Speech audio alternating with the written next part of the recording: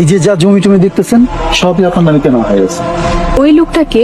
ও রাজু, বিভিন্ন ক্ষেত খামারে কামলা দিয়ে খায়। আজকে আমি ওরে ক্ষেতের আগাছা পরিষ্কারের জন্য রাখছি। আচ্ছা, তাহলে ওনাকে একটু ডাকেন। এই রাজু, এদিকে আয়। আইতাছি কাকা। জি কাকা। উনি হচ্ছে ম্যাডাম। আসসালামু আলাইকুম ম্যাডাম। ওয়ালাইকুম আসসালাম। আপনার কি কোনো সমস্যা? না তো ম্যাডাম, কোনো সমস্যা নাই। তাহলে আপনি নিচের দিকে তাকিয়ে আছেন কেন? পর্দা করতেছি ম্যাডাম। পর্দা করছেন মানে? পর্দা করা ফরজ। আল্লাহ তাআলা নারী পুরুষ দুইজনকে পর্দা করতে বলছে। নারীদেরকে বলছেন তোমরা তোমাদেরকে ঢেকে রাখো, পুরুষদেরকে বলছেন তোমরা তোমাদের দৃষ্টি সংযত রাখো। তাই নারীর জন্য যেমন পর্দা করা ফরজ, পুরুষের জন্য দৃষ্টি সংযত রাখা ফরজ। ইসলাম শুধু একটা ধর্ম না, এটা পরিপূর্ণ জীবন ব্যবস্থা। ঠিকই বলেছেন। আপনি আমার জন্য বেগানা নারী, তাই আপনার দিকে তাকাইতেছি না, কিছু মনে করেন না ম্যাডাম। এই রাজু, তোর কি মাথা খারাপ হয়ে গেছে?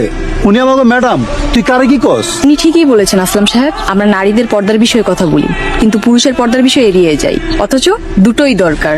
রাজু সাহেব, আপনি এখন যেতে পারেন। জি ম্যাডাম। উনি কি বিবাহিত? ও তো বিয়ে করে না ম্যাডাম, করবো কেমনে? গরিব মানুষ, এখন তো পেট চালাইতে কষ্ট হয়, বউ চালাবো কেমনে?